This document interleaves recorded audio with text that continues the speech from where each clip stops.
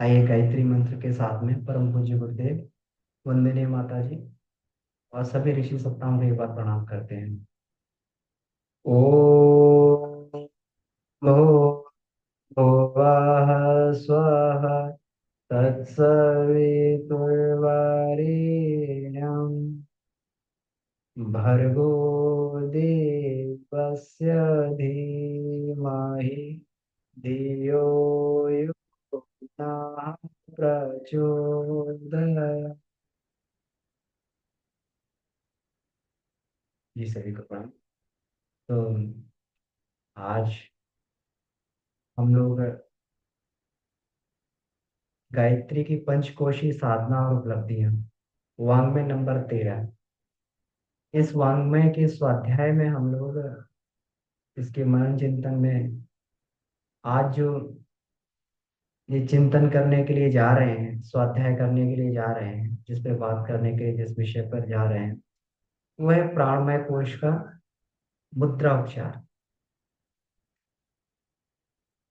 प्राणमय कोश को परिष्कृत करने के लिए तीन माध्यम बताए गए।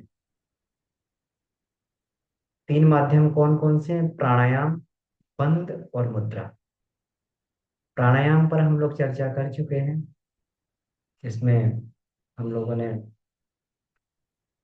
प्राणाकर्षण की सुगम प्रक्रिया है जिसमें ये चर्चा की थी। कुछ और विशिष्ट प्राणायाम गुरुदेव ने दिए हैं, तो उस पर भी हम लोग चर्चा करेंगे। और दूसरा, बंध। तो पिछली कक्षा में हम लोगों ने बंधों पर चर्चा की थी, बंधों का कितना प्रभाव पड़ता है। हम लोग महसूस भी कर रहे हैं कि जैसे जैसे हम लोग ये प्राणा प्राणायाम, बंध इत्यादि का प्रयोग करते जा रहे हैं अपनी दैनिक साधना में, वैसे वैसे प्राण की मात्रा तो बढ़ रही है और प्राण परिष्कृत भी हो रहा है। प्राणायाम से संकल्प के द्वारा प्राण को खींचा जाता है। जैसा मनुष्य का संकल्प होता है, उसी प्रकार का प्राण व्यक्ति अपने अंदर धारण करता है। इस प्रकृति जो है, प्रकृति जिसे कहते हैं, ये त्रिगुणमयी है। यहाँ पे सत भी है, रज भी है, तम भी है। ये त्रिगुणमयी इसीलिए है क्योंकि प्रकृति प्राण से बनी, और प्राण के तीन वर्ण होते हैं, सत, रज और तम। प्राण तीनों वर्णों का होता है। और प्राण के तीन वर्ग होते हैं, विचार, संकल्प और भाव। ये प्राण के वर्ग हैं। अगर हमारे अंदर कोई विचार उठ रहा है, तो ये विचार प्राण का ही प्रभाव है। हमारे अंदर कोई संकल्प उठ रहा है, ये भी प्राण के कारण है। हमारे अंदर भाव उठ रहा है, भी प्राण का ही प्राण का ही ये एक वर्ग है। क्योंकि विचार, संकल्प और भाव, ये अपने और दूसरों के, सबके प्राण पर अपना एक विशिष्ट प्रभाव छोड़ते हैं।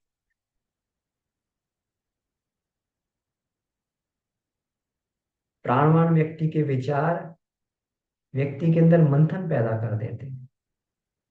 हम लोग गुरुदेव के विचारों को पढ़ लेते हैं या स्वामी विवेकानंद के विचारों को पढ़ते हैं, तो एक अलग सी अंदर मंथन की प्रक्रिया चालू हो जाती है कि इस कार्य को किया जाए, इस विचार पर अपना जीवन को चलाया जाए। एक अलग से इसमें ये पैदा हो जाता। तो ये तीनों ही प्राण के वर्ग हैं। विचार, संकल्प, संकल्प जब दृढ़ होते हैं, तो फिर सृष्टि में कोई भी कार्य असंभव नहीं बनता है जो संकल्पित होकर किया जाता है। हम लोग यज्ञ से पहले संकल्प करते हैं, संकल्प कर रहे हैं कि जो भी हम कार्य करने के लिए जा रहे हैं पूर्णता तक पहुंचेगा। ये संकल्प हमारा नहीं है, ये जीव का संकल्प नहीं, ये आत्मा का संकल्प होता है। आत्मा परमात्मा का अंश है।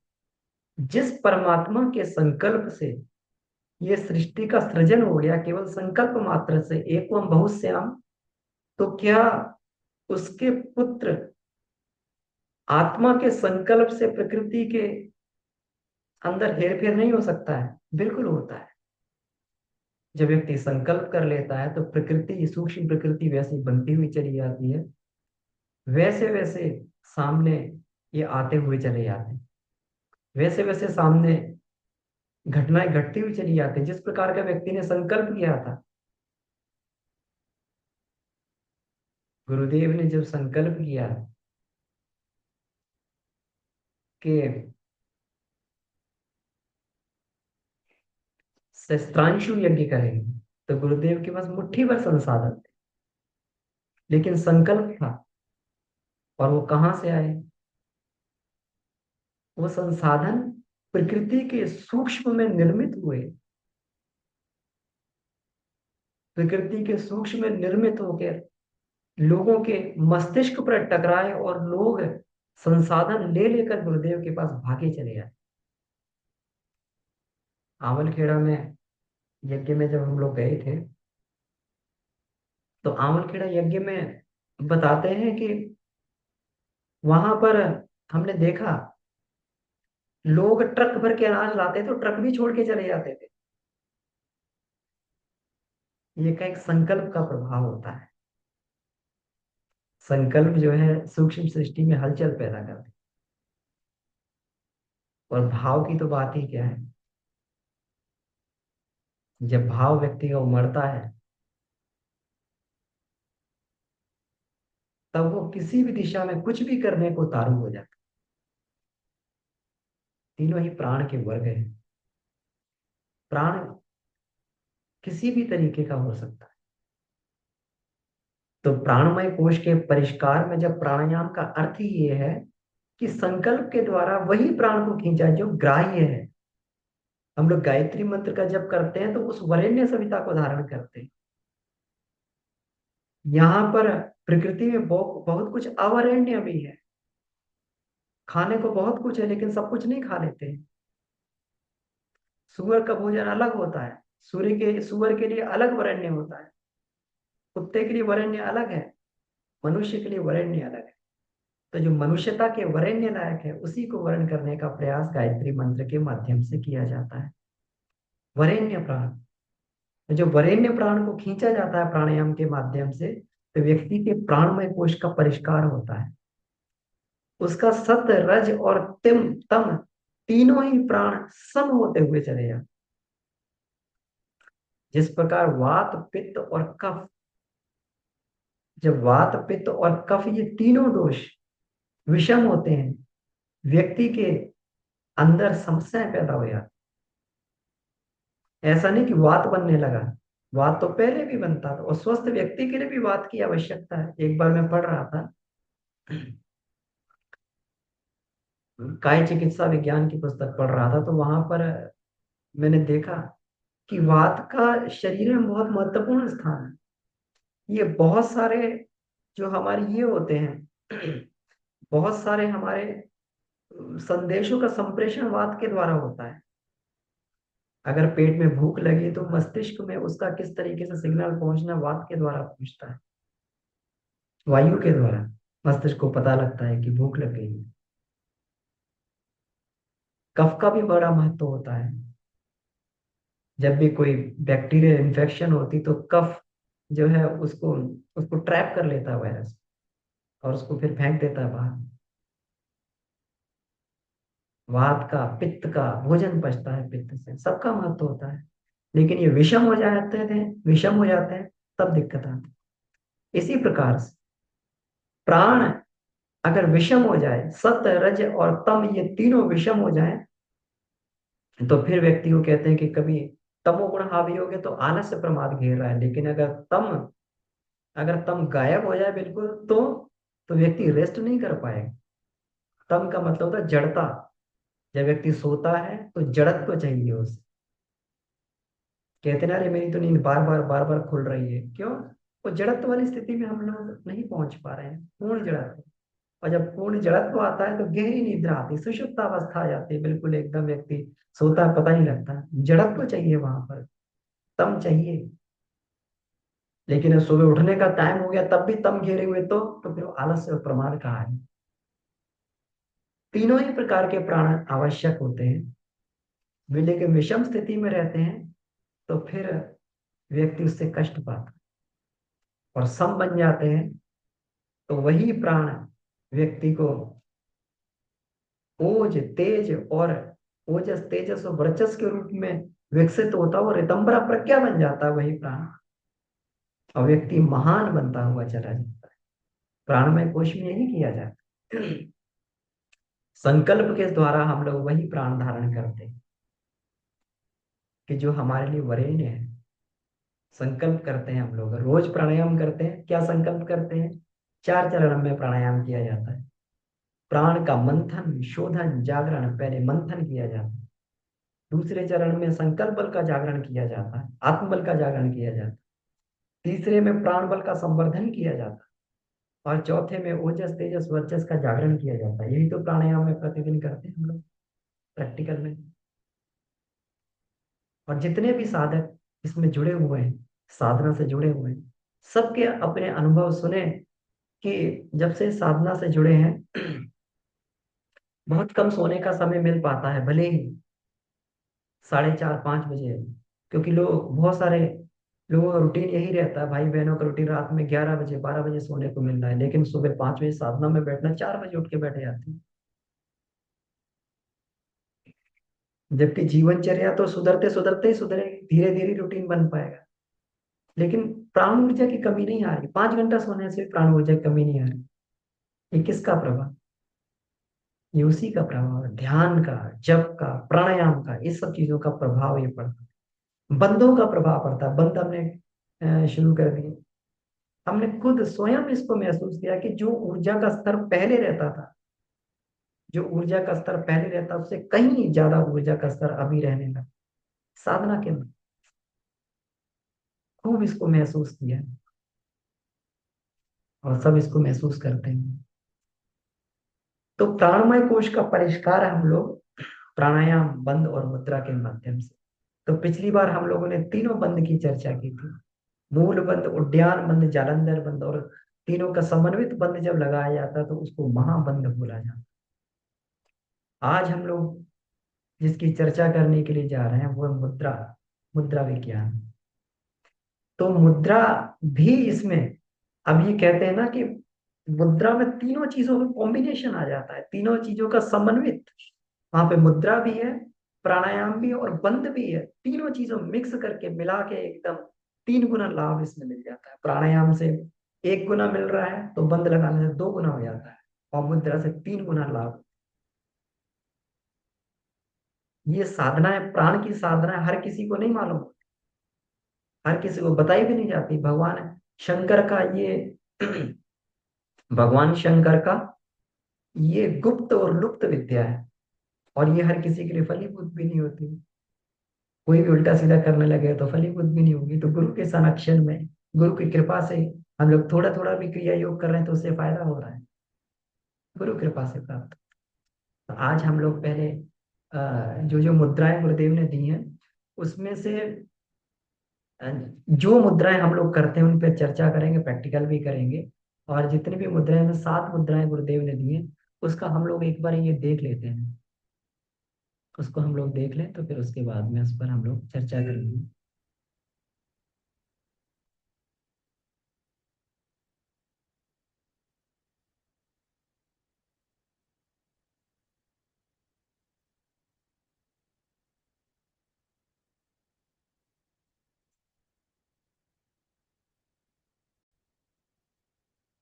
जी।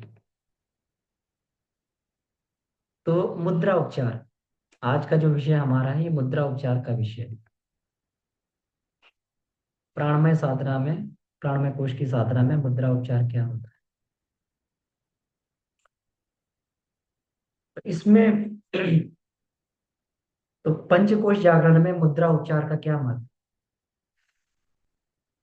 मुद्राओं से ध्यान में तथा चित्र चित्त एकाग्र करने में बहुत सहायता मिलती है। आंतरिक ग्रंथियों पर इसका प्रभाव पड़ता है, क्योंकि जब मुद्राएं बनाई जाती हैं तो हमारे मर्म बिंदुओं पर जाकर वो, अभी हम लोग देखेंगे कि कैसे कैसे मर्म बिंदु से मसाज होती है। तो मुद्राएं जब भी बनाई जाती हैं तो हमारे मर्म बिंदुओं पर प्रभाव डालती हैं, वो आंतरिक ग्रंथियों पर प्रभाव डालती हैं, जिससे जो सहजता से प्रभावित नहीं होती है, इनको इतनी अंदर रखा गया है कि सहजता से कोई भी इस पर थोड़ा भी स्पर्श इस पर नहीं आ सकता, थोड़ा भी कोई आघात सामान्य भी लगे तो उस पर कोई प्रभाव नहीं पड़ता है। तो ये आंतरिक ग्रंथियों पर प्रभाव प्रभाव पड़ता है। मुद्राओं के माध्यम से शरीर के अवयवों तथा उनकी क्रियाओं को प्रभावित नियंत्रित किया जा सकता है। विभिन्न प्रकार के साधना उपचार क्रमों में विशिष्ट आसन, बंद और प्राणायाम के साथ किया जाता है। तो मुद्रा अकेले नहीं किया जाता, मुद्रा के साथ में हम लोग आसन भी करते हैं, बंद भी करते हैं, प्राणायाम भी करते हैं। और इसमें जो 7 मुद्राओं का, महत्वपूर्ण मुद्राओं का वर्णन जो किया गया है, वो महामुद्रा, खेचरी मुद्रा, विपरीत करणी मुद्रा, योनि मुद्रा, शांभवी मुद्रा, अगोचरी मुद्रा, भूचरी मुद्रा है। इसमें से जो हमने प्रैक्टिकल की है उसके बारे में चर्चा करेंगे। बाकी क्रिया यहाँ पर सबकी दी हुई है, क्योंकि गुरुदेव ने लिखा है कि हर किसी के लिए हर प्राणायाम, हर मुद्रा और हर एक जो है ये सबके लिए आवश्यक, सब आवश्यक नहीं है। ये तो हमें साधक की स्थिति को देखकर, अपनी स्थिति को देखकर पहचानना होता है कि कौन सी मुद्रा, कौन सा प्राणायाम हमारे लिए उपयोगी रहेगा।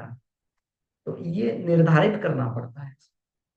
तो जो प्रैक्टिकल हम लोगों ने किया, तो हम लोग जो पंचकोश में जो प्रैक्टिकल करते हैं, जो बाबूजी भी हमें सिखाते हैं, तो जो अधिक हम लोगों ने प्रैक्टिकल किया, महामुद्रा का, विपरीत करणी मुद्रा का, खेचरी मुद्रा का प्रैक्टिकल किया है।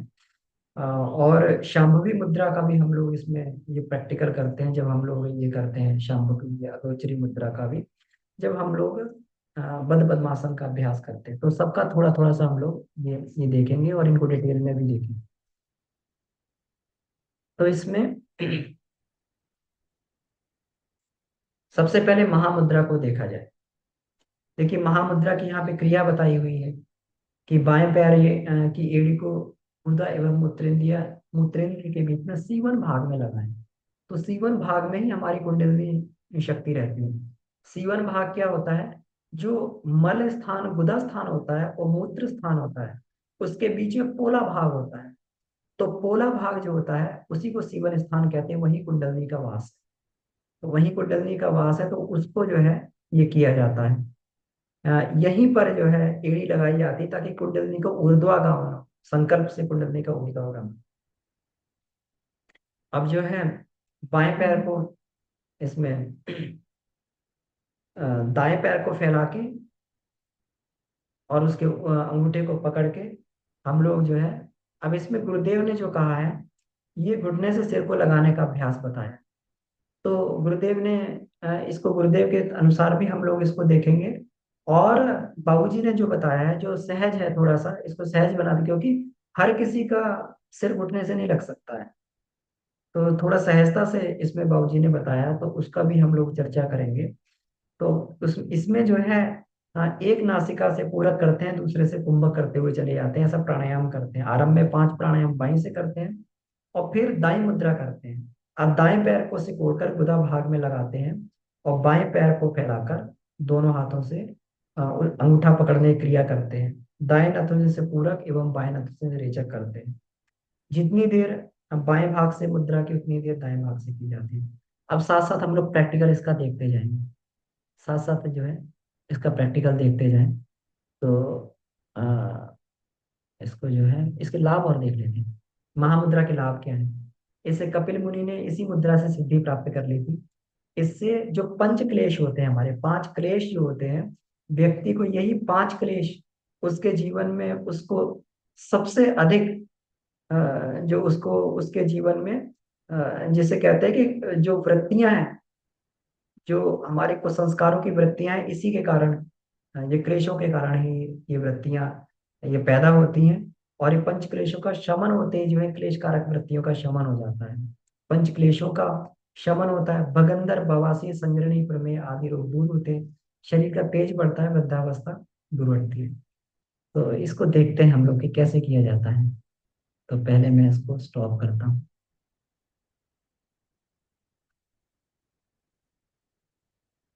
इसको।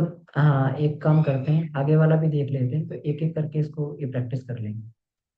अब इसके बाद देखिए खेचरी मुद्रा आता है। तो खेचरी मुद्रा में क्या है, भगवान ने कहा है, भगवान कृष्ण कहते हैं मुद्राओं में खेचरी मुद्रा। खे का मतलब होता है आकाश, चर का मतलब होता है विचरण करना, आकाश में विचरण करना, मतलब उस स्थिति में रहना जिस स्थिति में गुरुदेव रहते थे। इसी को कहते हैं चेतना की शिखर यात्रा। खेचरी मुद्रा में रहने वाले व्यक्ति को ही कहते हैं चेतना की शिखर यात्रा। व्यक्ति जब आकाश तत्व में रमण करता है, तब तरह तरह के उसके अंदर ईश्वरी वाणियां प्रकट होती हैं, और व्यक्ति उन वाणियों में रमण करता है, व्यक्ति उनका आनंद उठाता है। यही जो है, इसी से जो हमारी नाद साधना भी इसी से ही हमारी ये बन पाती है।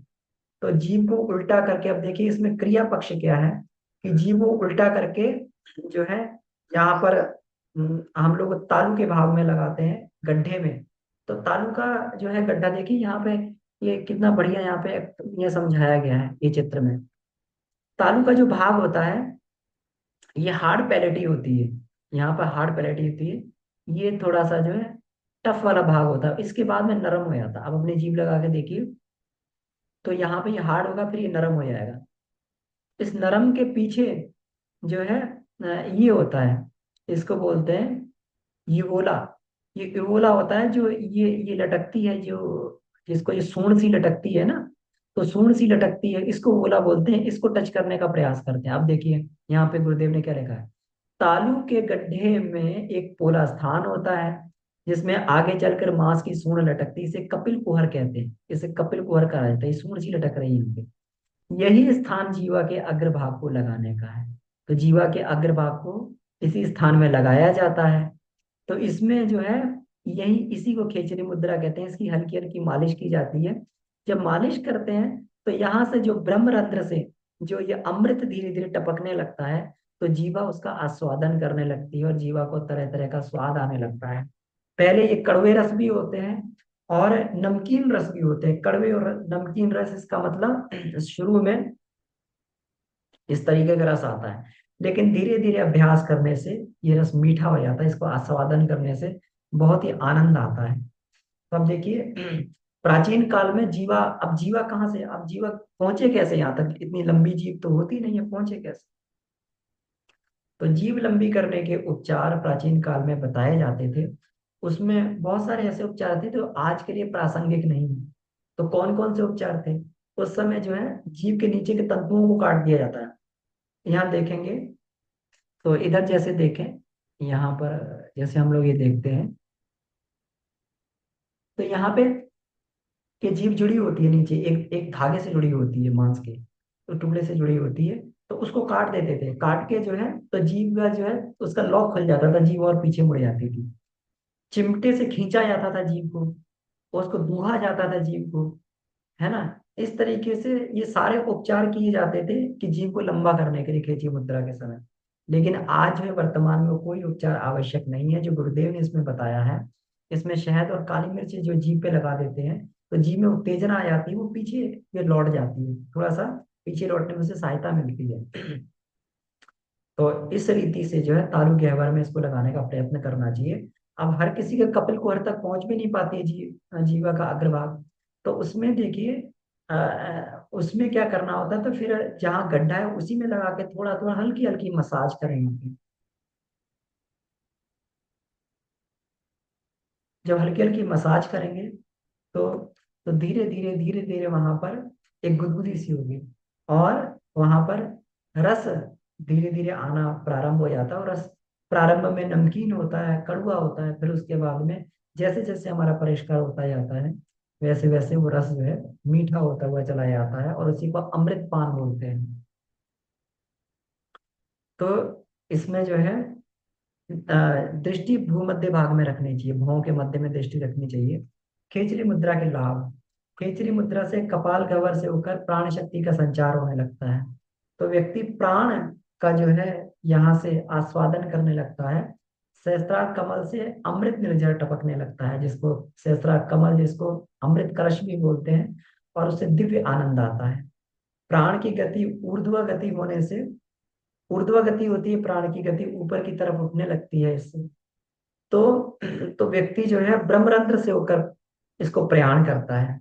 जब मृत्यु होती है तो ब्रह्मरंध्र से होकर, क्योंकि खेचरी मुद्रा से जब आकाश गमन हम लोग करने लगते हैं, आकाश में विचरण करने लगते हैं, तो प्राण आकाशगामी हुआ, ऊर्ध्वगामी हुआ। तो उस स्थिति में क्या होता है कि व्यक्ति जो है ये संकल्प से प्राण को ऊपर उठा ले जाता है। अब कहते हैं कि जो व्यक्ति अ, प्राण छोड़ते समय जिन व्यक्तियों का मल मूत्र, जिन मनुष्य का मल मूत्र गुदा इत्यादि के मार्ग से प्राण निकलता है, वो निकृष्ट योनि में जाते हैं। जिनका मुख कान नाक इत्यादि ज्ञानेंद्रियों से प्राण निकलता है, वो मनुष्य योनि में आ जाते हैं। और जिनका प्राण सहस्त्रार से होकर निकलता है, कपाल से होकर निकलता है, वो फिर वो जो है ब्रह्मलोक को चले जाते हैं। फिर वो दोबारा संसार में लौटकर नहीं आते हैं, मुक्ति मिल जाती है, सदगति मिल जाती है उन्हें। तो खेचरी मुद्रा द्वारा ब्रह्मांड स्थित जिसको जो शेषशाही बोलते हैं, शेषनाग, शेषशाही सहस्त्रतल निवासी परमात्मा कहते हैं ना, शेष पर भगवान विष्णु सो रहे हैं। तो वो सहस्त्रार में जो परमात्मा जो होते हैं उससे साक्षात्कार होता है। इसीलिए भगवान कृष्ण ने कहा है मुद्राओं में खेचरी मुद्रा हूँ। विपरीत करणी मुद्रा, इसको शीर्षासन भी कहते हैं। तो इसको जो है हमेशा हम लोग जो करते हैं, वैसे तो इसको इसके इससे भी किया जा सकता है बिना दीवार के, लेकिन क्योंकि हम लोग ध्यानात्मक करते हैं, तो ध्यानात्मक में दीवार का सहारा लेकर ध्यान में जाना चाहिए। और शुरू में केवल 1 मिनट से प्रारंभ करनी चाहिए, और हर सप्ताह आधा आधा मिनट बढ़ाना चाहिए, आधा आधा मिनट हर सप्ताह बढ़ाना चाहिए। एक ही दिन पूरी एकदम खेचरी मुद्रा नहीं कर देनी चाहिए, इससे बहुत साइड इफेक्ट भी हो सकता है। एक ही दिन जो है मस्तिष्क में आप पूरा का पूरा बर्डन ना डाल दें, क्योंकि तुरंत पूरा का पूरा मस्तिष्क का भार नस नाड़ियों पर पड़ता है। इससे जो है कुछ क्षति भी हो सकती है, लोगों को चक्कर आने लगते हैं, आंखें लाल होने लगती हैं। इसलिए 1 मिनट के लिए टाइमर लगा के करें, फिर आधा आधा मिनट इसको बढ़ाते रहें। इसके लाभ क्या है कि तालु के मूल में चंद्र नाड़ी होती है और नाभि में सूर्य नाड़ी होती है।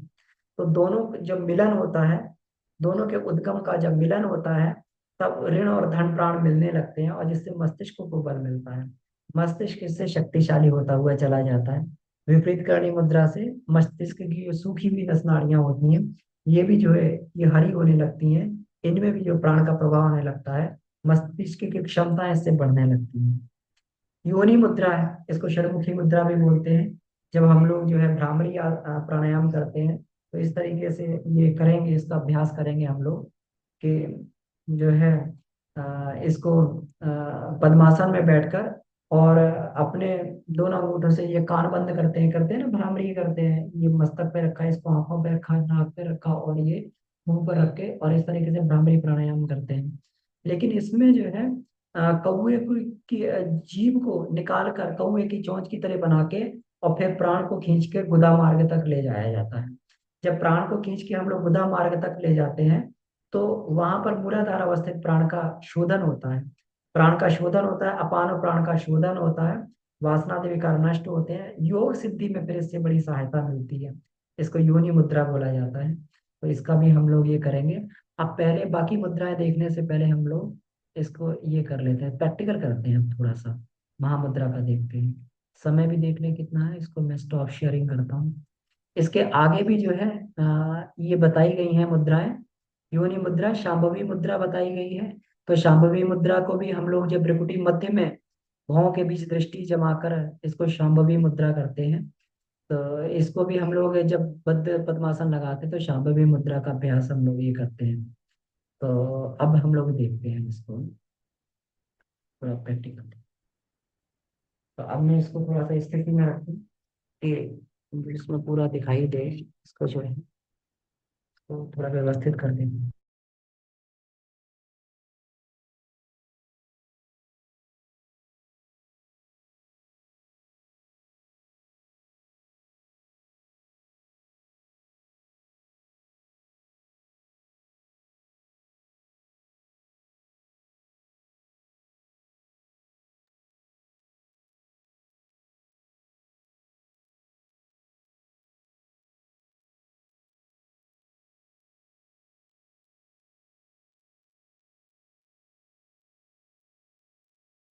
ठीक है, तो हम लोग महामुद्रा का अभ्यास करने के लिए जा रहे हैं। ठीक, तो थोड़ा और पास कर लेते हैं। ठीक। हम्म। तो देखिए, तो हम लोग अब गुरुदेव के बताए हुए तरीके से करेंगे, फिर आसान तरीके से हम लोग बाद में बताएंगे। जैसे हम लोग इसमें ये कहा है बाएं पैर को मोड़ के और सीवन वाले भाग में। देखिए सीवन जो है, जो मलमूत्र वाला स्थान होता है, मूत्र स्थान की जड़ में और मल स्थान के बीच में, मल और मूत्र स्थान के बीच में सीवन वाला भाग होता है, वहां पे एड़ी को लगाते हैं। बिल्कुल हल्का सा एड़ी को टच किया जाता है, हल्का सा एड़ी को टच करते हैं और ये ऐसे अंगूठी को पकड़ लेते हैं। ये अंगूठी को पकड़ लिया।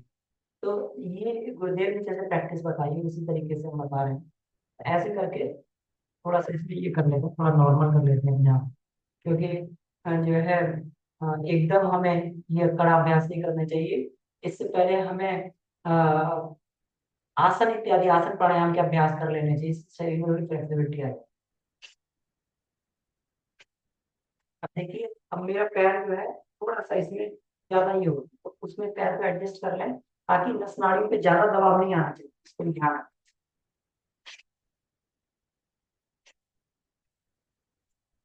थोड़ा सा नॉर्मल किया अपने आप को।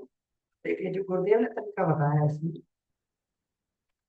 तो जो पैर मुड़ा हुआ होता है उसी नाक से, बाई नाक से ही रेचक पूरा करना है, और जो पैर खुला है उससे जो है ये करना है। तो इस तरीके को देखिए ऐसे करके, और मस्तक को घुटने से लगाते हैं ये। तो मस्तक को जब घुटने से लगा देते हैं,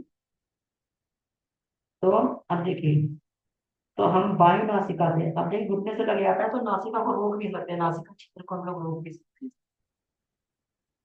तो यहाँ से बाई से हम ये पूरा कर रहे हैं, दाएं से कुंभा, बाई से अंदर। भाव ये करके जाना है कि हमारे पंच क्लेश से नष्ट हो रहे हैं।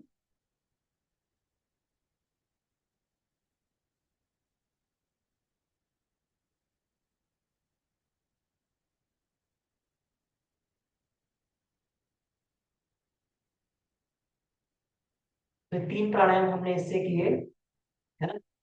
तो तीन प्राणायाम, जितने प्राणायाम इधर से किए हैं उतने प्राणायाम दूसरी तरफ से। अब ये बाईं तरफ की मुद्रा है, अब ये दाईं तरफ की, दाएं पैर को हमने सीवन में लगाया और ऐसे करके हम जो है दाई से, दाई से हम लोग ये पूरक करेंगे और बाई से अ, हम लोग चेक करेंगे।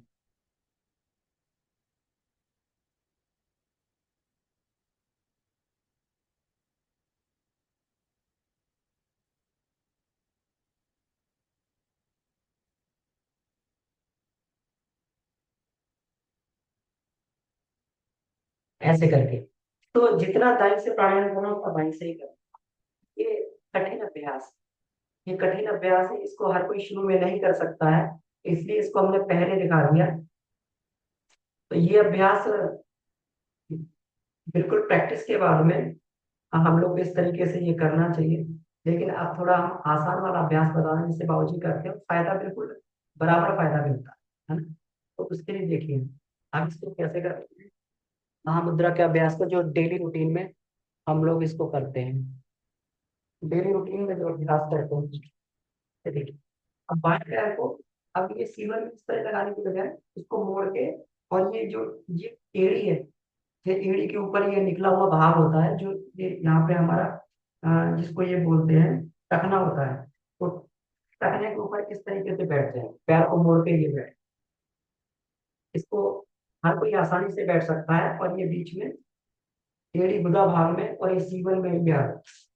तो अब देखिए, अब इससे हम लोग पहले ये यहाँ पे हमने ये अंगूठी को पकड़ा, ऐसे अभ्यास बिल्कुल वैसे ही है। बाएं पैर को मोड़ा, दाएं पैर के अंगूठे को पकड़ा। अब शुरू में तो अंगूठा पकड़ने आता नहीं है, तो यहाँ से पकड़, यहाँ से घुटने से पकड़ लें, और ये कमर वाले भाग को बिल्कुल सीधा रखें। कमर जो है ये बिल्कुल ये बीच में नहीं होनी चाहिए, इस तरीके से ये सीधा रखें इसको।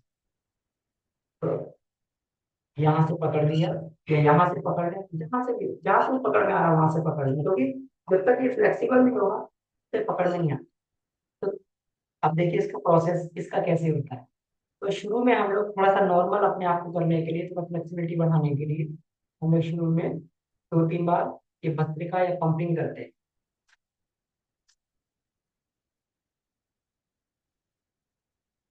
ये हुआ। अब इसके बाद में अब हम क्या करेंगे, क्योंकि इसमें बंद भी लगाना है, तो जब नीचे जाएंगे, नीचे जाते हुए और तीनों बंद लगाकर नीचे जाके जब हम लोग ये अंतर कुंभक में आ जाएंगे, पूरी की पूरी श्वास को बाहर निकाल देंगे नीचे जाते समय। ऊपर जाते समय श्वास को भरना है, नीचे जाते समय निकालना। श्वास निकाल देंगे और तीनों बंद लगा के उठेंगे।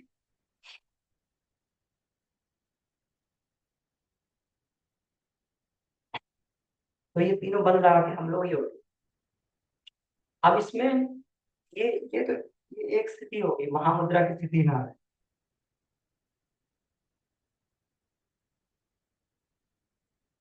पहला फेज। अब इसमें देखिए, इसके बाद हम लोग थोड़ा इसका एडवांस भी करते हैं। इसको बोलते हैं नौली चालन। तो हमारा ये होता है जो, देखिए ये पेड़ जो होता है, तो इसमें नौली चालन ये जो है,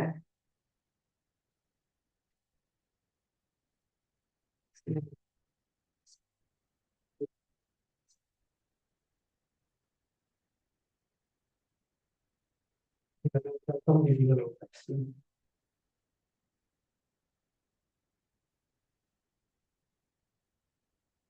ये हम लोग इसमें पहले मध्यम नौली का प्रयास करते हैं। महावेद किया जाता है। महावेद में क्या होता है, महामंत्र की स्थिति में तो है, तीनों बंद लगे हुए हैं, तो महावेद भी किया जाता है। तो महावेद में क्या करते हैं हम लोग, नौली चालन करते हैं, ब्रह्मा विष्णु और रुद्र तीनों ग्रंथियों का वेदन करने का प्रयास करते हैं। लेकिन शुरू में ये नहीं होता है, शुरू में तो नहीं हो पाता है, तो ये अभ्यास के बाद ही आता है। तो ऐसे करके जब हम लोग बंद लगा के उठते हैं तो महावेद का अभ्यास करते हैं।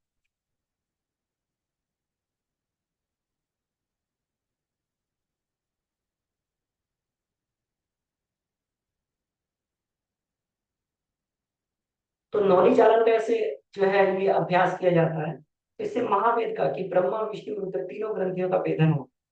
जब ये हो जाएगा, उसके बाद में फिर श्वास को दोबारा तीनों तीनों बंदों को छोड़कर श्वास को फिर भरेंगे और पुनः तीनों बंद लगाएंगे महावेद के बाद में।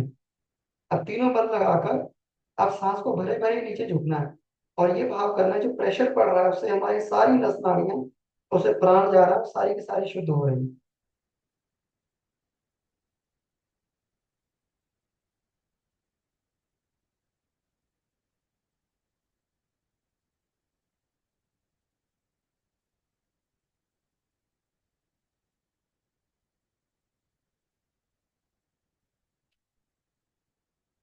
इस तरीके से ये हमारा यहाँ से एक तरफ से ये पूरा हो गया, बाएं नासिका से श्वास को निकाल दो, तो बिल्कुल प्राण ऊर्जा लबालब इसमें भर जाती है, और जो प्रेशर पड़ता है उससे हमारी जितनी नाड़ियों के ब्लॉकेज वो धीरे धीरे खुलने लगती है।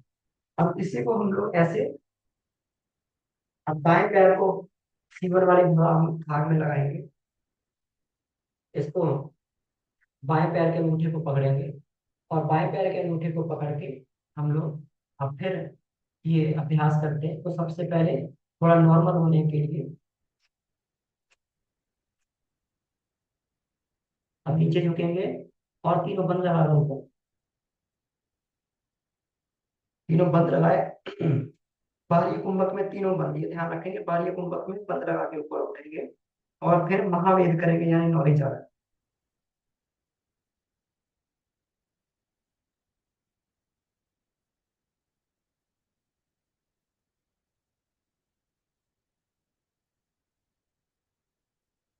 ब्रह्मा विष्णु महेश तीनों ग्रंथियों का वेदन।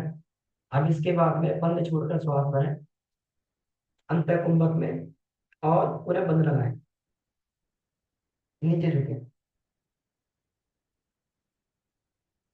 प्राण नस नाड़ियों को वेदता हुआ, अंदर से जितने भी सारे अवरोध हैं, उनको वेदता हुआ नस नाड़ियों से शरीर के रोम रोम में, अंग अवयव में पहुंचे।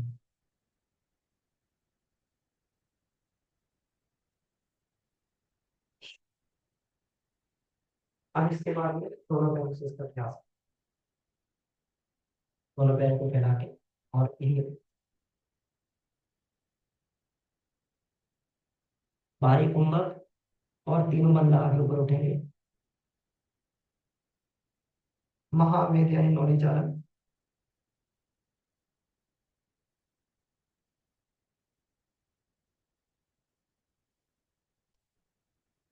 श्वास भरें, बंद छोड़कर, अंत कुंभक और नीचे झुके।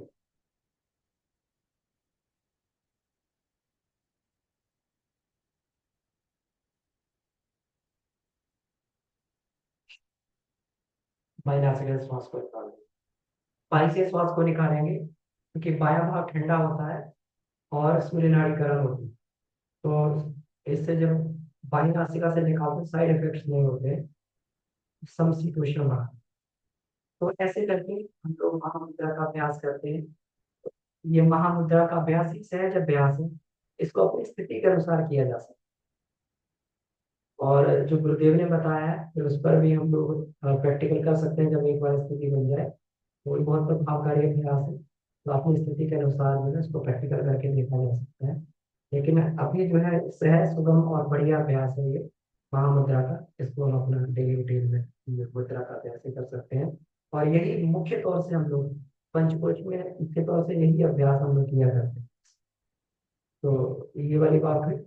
खेचरी मुद्रा का हम लोगों ने चर्चा की कि इसको कपाल कुहर में इसको जीभ को अग्रभाग लगाकर हम लोग ये चर्चा करते, ये करते हैं। अब विपरीत करणी मुद्रा का और थोड़ा सा देख लेते हैं। विपरीत करणी मुद्रा में देखिए, इसको शीर्षासन को ऐसे करके, तो ये हमेशा कुछ ना कुछ ऐसा कुछ रख लें यहाँ पर और अपनी स्थिति के अनुसार ही करें।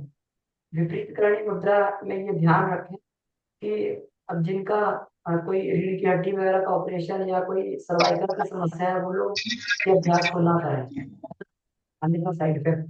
जो पूर्ण रूप से स्वस्थ है वो लोग ही जो है इसको विपरीत करणी मुद्रा का अभ्यास करें। ये दीवार के सहारे बड़ा सहज भी आता है, इसमें ध्यानात्मक आसन में भी जा सकते हैं। तो हाथों को इस तरीके से हमने किया और पूरा अपनी बैलेंस बनाने के लिए, और ये करने के बाद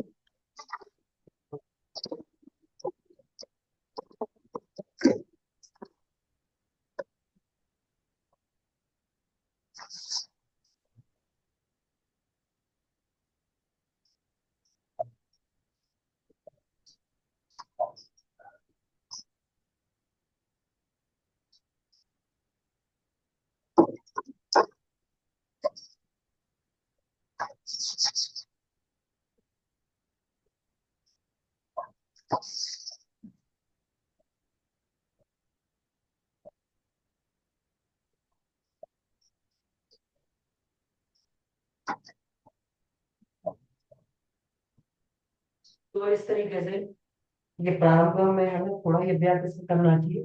1 मिनट से अधिक अभ्यास हमें प्रारंभ में नहीं करना चाहिए, और धीरे धीरे फिर इसको अभ्यासों को बढ़ाते बढ़ाते हम लोग आधा आधा मिनट बढ़ाएं। आधा आधा मिनट हम लोग जो है सप्ताह में या 15 दिन में आधा आधा मिनट बढ़ाते हैं।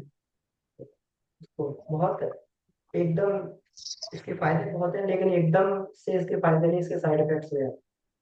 तो इसलिए जो है इसका हमेशा ध्यान रखा जाए। तो ये हमारा विपरीत करणी मुद्रा हुई। अब इसके बाद में हम लोग आगे की मुद्राओं के बारे में देख लेते हैं। शांभवी मुद्रा। तो शांभवी मुद्रा का अभ्यास कभी हमने बहुत ज्यादा इसको करने का प्रयास नहीं किया, क्योंकि महामुद्रा और विपरीत करणी मुद्रा इत्यादि सब में इतना बहुत लाभ हो जाता है। तो शांभवी मुद्रा हम लोग सूर्य त्राटक इत्यादि करते हैं। वैसे शांभवी मुद्रा का क्रम जो है इसमें भ्रिकुटी मध्य में, यहाँ पर भ्रिकुटी मध्य में ध्यान किया जाता है। तो शांभवी मुद्रा में पद्मासन लगाकर, ये पद्मासन लगाए और भ्रिकुटी मध्य जैसे इससे पहले दे देता हूँ मध्य में ध्यान पाव करते ले हैं। लें। अपने आप को म्यूट कर लीजिए, मेरा निवेदन है कृपया अपने आप को म्यूट कर लें। 1 मिनट। हम्म।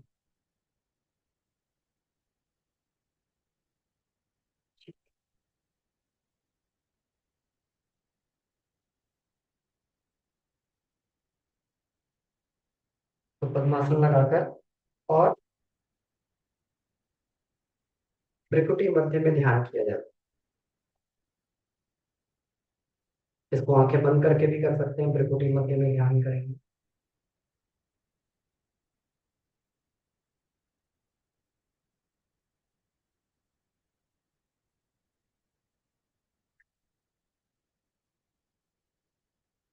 और इसको चढ़ी हुई आंखों से भी इसमें ध्यान करते हैं। इसमें योगी लोग इसको ध्यान का विधान बताया गया है। अर्ध खुले नेत्रों से या चढ़ी हुई आंखों से इसको ध्यान करने का, अर्ध खुले नेत्रों से। तो यहाँ पर पाँव के मध्य में जाकर इस तरीके से ये ध्यान किया जाता है।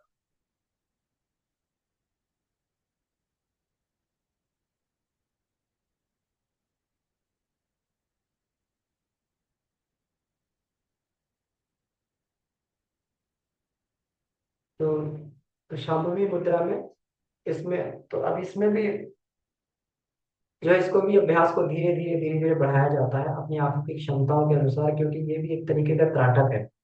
तो इसको, इस अभ्यास को भी धीरे धीरे बढ़ा के और फिर इसको इसका लाभ लिया जा सकता है।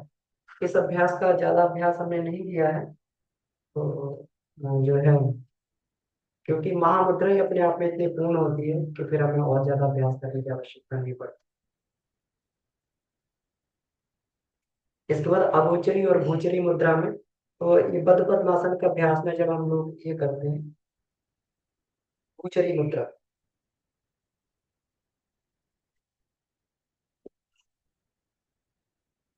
बद्ध पद्मासन के अभ्यास में इस तरीके से, और नासिकाग्र भाग पर ये प्राप्त किया।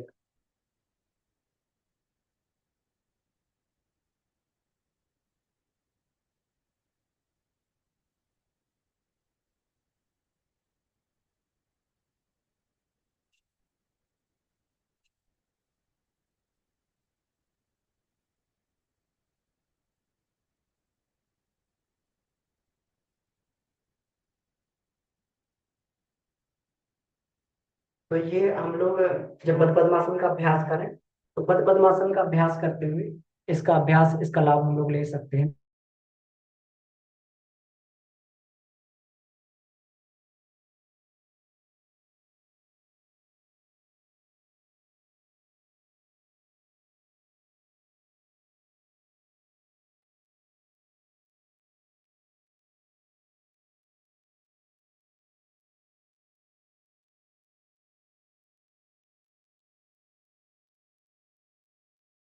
इसमें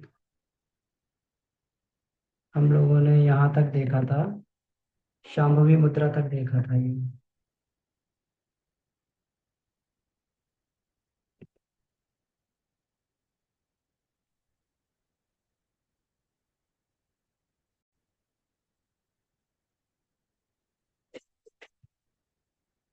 तो शांभवी मुद्रा में हम लोगों ने पद्मासन में, और ये गेजिंग पॉइंट है ना, ये दोनों आंखों को यहाँ पर भ्रिकुटी मध्य यहाँ पर ध्यान किया जाता है। ये भ्रिकुटी मध्य, इससे ये आज्ञा चक्र का जागरण भी होता है।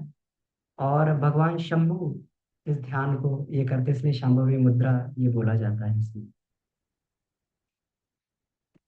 अब देखिए आगे की मुद्रा जो है अगोचरी एवं भूचरी मुद्रा है। तो अगोचरी मुद्रा अभी हम लोगों ने किया था, नासिका के अग्र भाग पर मन को रोकना। जो बद्ध पद्मासन में हम लोग नासिका के अग्र भाग पर, ये अग्र भाग पर त्राटक करते हैं। इससे ये करने से नासिका की जो ये होती है, अ, गंध तन्मात्रा की भी सिद्धि होती है। नासिकाग्र पर ध्यान करने से गंध तन्मात्रा की भी सिद्धि होती है। एकाग्रता तो आती है, गंध तन्मात्रा की सिद्धि होती है, जिससे बहुत सारी भविष्य की घटनाओं का जो है पहले इसमें ये ज्ञान होने लगता है। तो ये गंध तन्मात्रा इसके लिए भी बहुत बढ़िया अभ्यास है ये। और आगे भूचरी अभ्यास है। तो भूचरी में जो है, जो चार अंगुल आगे, जो चार अंगुल आगे है, चार अंगुल आगे इसमें ये देखा जाता है। अगोचरी में तो नासिकाग्र भाग पर देखा जाता है, लेकिन भूचरी में जो है, जो चार अंगुल यहाँ से नापे जाते हैं, तो चार अंगुल आगे का यहाँ पर ये ध्यान किया जाता है। वहां पर नासिका को एक केंद्रित किया जाता है, शून्य में ध्यान किया जाता है। तो इस तरीके से ये सारी मुद्राएं, तो गुरुदेव के अनुसार इसमें अपनी अपनी स्थिति के अनुसार हमें मुद्राओं का लाभ लेना चाहिए। जैसे बाबूजी बताते हैं, तो हमने भी महामुद्रा का ही अधिक अभ्यास किया है, महामुद्रा का, खेचरी मुद्रा का, और इसका गोचरी मुद्रा का भी बद्ध पद्मासन में लाभ लिया है। ये विपरीत करणी मुद्रा भी, इसको जो है इसका लाभ लिया है। तो अपनी स्थिति के अनुसार हम लोग जो है मुद्राओं का निर्धारण कर सकते हैं और इसका लाभ ले सकते हैं। लेकिन महामुद्रा मुझे लगता है जहाँ तक अपने आप में ये संपूर्ण है, इससे सारे के सारे लाभ इसमें मिल जाते हैं। तो ठीक है, तो इसको जो है हम लोग यही समाप्त करते हैं। अब कोई इसमें कहीं प्रश्न या कोई कंफ्यूजन बनता हो तो हम लोग इस पे बात कर सकते हैं। प्रणाम अमन भैया। दीदी प्रणाम। हाँ, भैया मैं तो रेगुलर आपका महामुद्रा करती हूँ, खेचरी मुद्रा करती हूँ। लेकिन जी। जो कि मेरा बैक, लेफ्ट साइड में बैक में थोड़ा लोअर लंबर स्पॉन्डिलोसिस का तकलीफ है करके ना, वो आपका विपरीत करनी मैं नहीं कर पाती हूँ। करना नहीं चाहिए ना उससे फिर? नहीं, बिल्कुल नहीं करना चाहिए दीदी। विपरीत करणी मुद्रा में साइड इफेक्ट्स बहुत जल्दी होने लगते हैं, तो उसको इसलिए नहीं बहुत। उसको नहीं करती हूँ। और फिर आपका जो अगोचरी है और भूचरी है ना मुद्रा, तो जी। वो जैसे अभी तक मैं वो पद्मासन में तो बैठना अभी शुरू ही करी हूँ, तो उतना अच्छा से नहीं कर पाती हूँ। लेकिन वो जो आपका जो वो पीछे जो हाथ किए हुए जो पकड़ते हैं ना, वो वाला मुद्रा जो बद्ध बोले आप। पद्मासन। हाँ, बद पद्मासन वो अच्छे से नहीं होता है। तो सिर्फ पद्मासन में बैठ के क्या हम भूचरी और वो मुद्रा कर सकते हैं? बिल्कुल दीदी, और सिंपल सिंपल भी इसमें कर सकते हैं आप। अगर नहीं, इसमें उद्देश्य है कि जो हमारा इधर भ्रिकुटी में ध्यान करने का उद्देश्य है ना, तो जी मुख्य तो जी भ्रिकुटी में ध्यान करने का उद्देश्य है। तो आप जो भी जी सहज आसन में बैठ सके। पद्मासन में एक तो हमारी कमर हमेशा सीधी रहती है, और ध्यान बहुत जल्दी जी। लगने लगता है, एकाग्रता बहुत जल्दी आती है ना। तो उससे कर सकते हैं ना? बिल्कुल कर सकते हैं दीदी। पद्मासन पीछे में। से हाथ, हाँ पीछे से हाथ में नहीं पकड़ में आ रहा तो उसको उस तरीके से हम लोग जो है नहीं है उसको करना चाहिए। और सिंपल पद्मासन में बैठ के, सुखासन में भी बैठ के इसका अभ्यास किया जा सकता है। जी भैया, यही पूछना था। जी। और एक और प्रश्न मेरा क्या था? ठीक है भैया, याद आएगा तो मैं बोल दूंगी आप। जी दीदी जी। ठीक है, धन्यवाद दीदी। धन्यवाद। हम्म। जी कविता दीदी। ये जो प्रश्न था प्रणाम जैसे। भैया। हाँ, हाँ। प्रणाम भैया। जी प्रणाम। भैया एक्चुअली तबीयत खराब हो जाने से 2-3 दिन नहीं कर पाए। आपसे बात करना था भैया, वो जो गुरुजी का ध्यान साधना हम तो नए नए कर रहे हैं, तो वो रोज कर सकते हैं? हाँ, ध्यान तो रोज ही करना चाहिए दीदी। अगर समय मिलता है तो ध्यान और जप तो रोज करना चाहिए, इसको तो छोड़ना ही नहीं चाहिए। तो गुरुजी जो ध्यान करवाते हैं ना, वो बिल्कुल बिल्कुल, रोज करना आप लोग चाहिए के इसे। साथ कर सकते हैं? अच्छा, बिल्कुल दीदी। दूसरी बात है भैया। अच्छा हम्म। भैया, दूसरी बात है भैया, खेचरी मुद्रा जो है वो नॉर्मली बैठ के किया जा सकता है? मतलब हाँ, सुखासन में बैठ के? सुखासन में बैठ के करते हैं दीदी खेचरी मुद्रा को। और भाव क्या आना चाहिए भैया? भाव ये होना चाहिए कि हम जो है ब्रह्म में रमण कर रहे हैं, है ना। जी हम भैया। जो है आकाश में रमण कर रहे हैं। उसमें जो ये कहते हैं ना कि परा पश्यंती, इसमें तो दिव्य चिंतन का हमारा ये भाव होना चाहिए, परमात्मा में रमण करने वाला भाव होना चाहिए। जी और दिव्य भैया। रस का पान कर रहे हैं, अमृत कलश से रस बह रहा है, उसका पान कर रहे हैं। हल्का हल्का थोड़ा सा लिक्विड सा फील जो होता है, बस वही ना? हाँ बस वही, हल्का हल्का लिक्विड का फील होता है। तो शुरू में तो कड़वा भी निकलता है क्योंकि ब्लॉकेज होते हैं, और कहीं परिष्कार नहीं हुआ था तो कड़वे रस भी आते हैं। फिर खट्टे, और फिर जो है नमकीन रस, नमकीन, और फिर जो है मीठा रस भी आने लगता जी भैया। और भैया मेरा तो जस्ट शुरू हुआ है, तो अन्नमय कोश की साधना भी है, तो आपसे हम बाद में आज बात कर सकते हैं? है। हाँ दीदी बिल्कुल, हम लोग फोन पे बात कर लेंगे। जी। और जी भैया। सुबह की जो 5 बजे वाली कक्षा भी जो चल रही है शनिवार की, तो उसमें पूरा अन्नमय और प्राणमय, कल प्राणमय पे कक्षा थी, फिर मनोमय पे कक्षा होगी। तो उसमें भी पूरा चलता रहता है। और इस बार विज्ञानमय और आनंदमय पर जो इसमें डिटेल में कक्षाएं हैं, सुबह शनिवार 5 बजे वाली जो कक्षा होती है। और बाकी जी फोन पे जी। दीदी कुछ कंफ्यूजन डाउट हो तो बात कर सकते हैं। जी भैया, तो हम थोड़ा फोन पे बात कर लेंगे, थोड़ा ठीक है दीदी। डिटेल्स में जानना चाह रहे हैं भैया। बिल्कुल। ठीक है, जी प्रणाम दीदी। भैया, सभी को प्रणाम प्रणाम। दीदी। प्रणाम। भैया, आपसे जी मैं दीदी। वो योग निद्रा उसका मैं पूछी थी, शीतलीकरण का। थोड़ा मुझे अगर फोन में भी बता दे तो भी चलेगा। ठीक है दीदी, ठीक है। तो हम लोग एक बार जुड़ के फोन पे मैं आपसे बात कर लूंगा दीदी इसके बारे में ना। प्रणाम भैया, बहुत सुंदर। जी बस डॉक्टर एक साहब ये प्रणाम। सावधानी जी। ये जो हम जब भी विपरीत करनी या शीर्षासन जो भी करते हैं तो कृपया इस चीज़ का ध्यान रखें। जिनका ब्लड प्रेशर हाई रहता है या अनडायग्नोज्ड हेडेक वगैरह जब तक पता नहीं चले क्या कारण है, वो लोग ना करें। जिनका इंट्राओकुलर प्रेशर मतलब ग्लूकोमा इस तरह की प्रॉब्लम है वो भी उसको ना करें, क्योंकि उससे प्रॉब्लम बढ़ सकती है। जी, एक तो ये ध्यान रखना था। और ये शांभवी के बारे में बहुत बड़ी रिसर्च आई है। मैं उसको थोड़ा डिटेल पढ़ के फिर बताऊंगी कि उससे जो है मेंटल कंसंट्रेशन और ये एबिलिटीज बहुत 300 समथिंग गुना बढ़ जाती हैं। तो इस पर अमेरिका में ये ईशा योग वालों की लोगों पर रिसर्च की गई थी। तो अगर आपको पता हो या हम लोग उसको सर्च करेंगे तो ये बहुत ही यूजफुल है। और शांभवी को क्या लेट कर भी किया जा सकता है भैया? थोड़ा ये था कि कोई लेटे लेटे कर रहा है। दीदी लेटने वाला अभ्यास तो अभी मैंने कभी इसको कभी किया नहीं है, लेटने वाले अच्छा अच्छा, अभ्यास जी को। जी जी।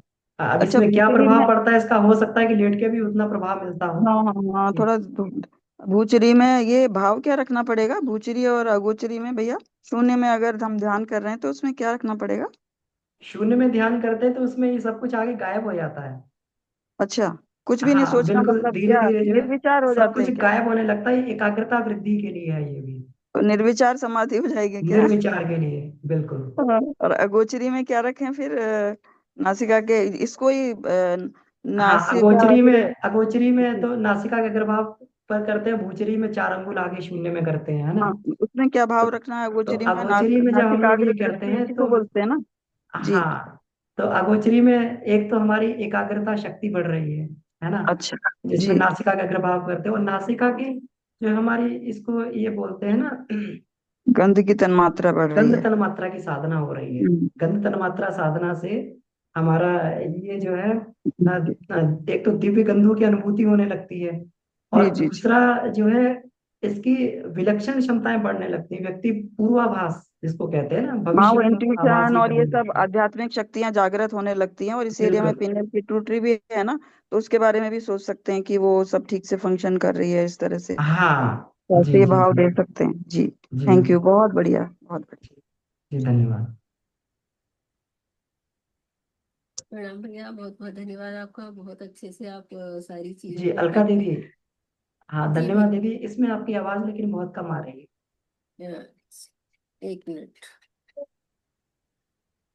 बहुत अच्छे से आप सारी चीजें कराते हैं। तो एक जो कॉम्प्लिकेशंस आने की चीजें हैं वो हमारी दूर हो जाती हैं।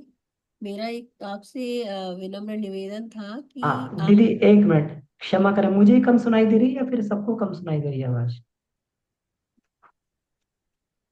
ये सबको नहीं कम भैया, सुनाई दे रही है। आवाज हाँ कम ही आ रही है आवाज। कम आ रही है शायद ना, कुछ प्रॉब्लम सी हो गई है।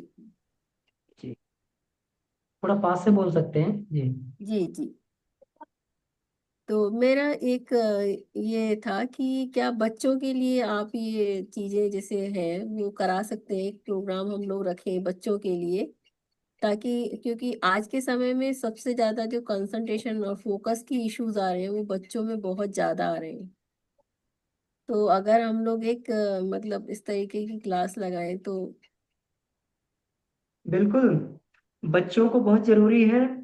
और ये तो हम लोगों ने तो जो हम लोग के विद्यालय हैं, तो विद्यालय में हम लोग बुधवार और शनिवार इसका जो है 1 घंटे का हम पूरा इसका वो लगाते हैं पीरियड, सुबह सुबह जो है प्रेयर के बाद में। और बच्चों से ये करवाते हैं, ये पूरा पूरा पैकेज करवाते हैं। आपको जी वो भेज देंगे, उसमें ग्रुप में भेज देंगे कि वो बच्चे किस तरीके से वो अभ्यास करेंगे। सारे के सारे अभ्यास इसे आसन प्राणायाम बंद मुद्रा कहते हैं। ये बच्चों के लिए बहुत ही अधिक ये हम लोगों से भी अधिक आवश्यकता बच्चों को है।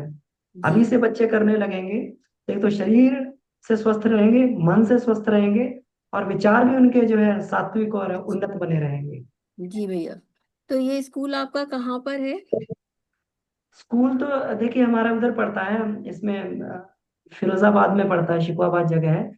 तो अब उसमें जैसे अलग अलग स्कूलों में भी, जैसे अभी पिछले दिनों कुछ कार्यक्रम चलाए थे मनोज भैया हैं, तो कुछ ऑनलाइन हम लोग ये चलाया करते थे कार्यक्रम, तो जी उसका सफल जीवन की दिशा धारा का। तो हमारे पास कुछ रिकॉर्डिंग्स पड़ी हुई हैं, इसकी योग की भी रिकॉर्डिंग पड़ी हुई है, तो हम ग्रुप में उसको शेयर कर देंगे। तो जी भैया। वो बच्चों को उतना पैकेज तो प्रतिदिन हम लोग करवा सकते हो, करवाना चाहिए। जी भैया। जैसे हम लोग अपनी एक क्लास लगाते हैं, ऐसी बच्चों की जो मतलब बच्चे हैं जिनके, तो वो उसको ज्वाइन करेंगे। और वो रेगुलरिटी में अगर वो कराएंगे आप, तो वो ज्यादा इफेक्टिव होता है, क्योंकि बच्चे जो है घर के लोगों से सीखना ज्यादा नहीं पसंद करते। जब कोई दूसरा सिखाता है तो वो ज्यादा अच्छे से कंसंट्रेट होकर के करते हैं। ऐसा बिल्कुल मेरा। बिल्कुल बिल्कुल, ये तो विद्यालयों में ऐसा अभ्यास होना चाहिए, स्कूल्स में ये एजुकेशन का हमारा विद्यालयों वो में बन भैया जाना चाहिए। बिल्कुल, विद्यालयों में तो है नहीं ये इस तरीके का, क्योंकि वो लोग तो योगा भी नहीं कराते हैं। वो भी जी। एक दिन वो भी ऐसा नहीं होता है कि उनको पता ही नहीं होता है कि खाना खा के गए हैं बच्चे क्या है। तो हम्म। वो तो उल्टा ही इफेक्ट करता है। इस बिल्कुल। तरीके की चीजें हमारे मतलब स्कूलों में नहीं होती हैं। हाँ तो उसका करेंगे दीदी, है ना, उसमें वो शेयर भी कर देंगे, और प्रयास भी हम लोग करेंगे कि ऐसा कुछ कर पाए। जी। जी भैया जी। जी बहुत दीदी, बहुत धन्यवाद। धन्यवाद। भैया प्रणाम। दी प्रणाम। हमको जी भैया, हम कॉल करेंगे भैया, हमको आपसे एक बहुत जरूरी अपने बारे में जानना है, क्वेश्चन करना है। बिल्कुल दीदी, बिल्कुल। जी भैया जी, हम लोग प्रणाम। फोन पे बात कर लेंगे, धन्यवाद। जी तो समय हो गया है, समय कुछ ज़्यादा ही हो गया है। तो हाँ, तो अब मुझे लगता है कि क्लास को ही समाप्त किया जा सकता है। और हम लोग ये अभ्यास करें, प्रतिदिन जो अभ्यास कर रहे हैं, तो अभी प्राणायाम और बंद का अभ्यास कर रहे थे, अब लोग मुद्रा का अभ्यास भी हम लोग साथ में जोड़ देंगे, मुद्रा का अभ्यास भी प्रतिदिन किया करेंगे। आप सभी का बहुत बहुत आभार, और बहुत बहुत धन्यवाद सभी को इसमें जुड़ने के लिए। आइए इसी के साथ में परम पूज्य गुरुदेव वंदे ने माता जी सत्ता को धन्यवाद देते हुए शांति पाठ करें। ओम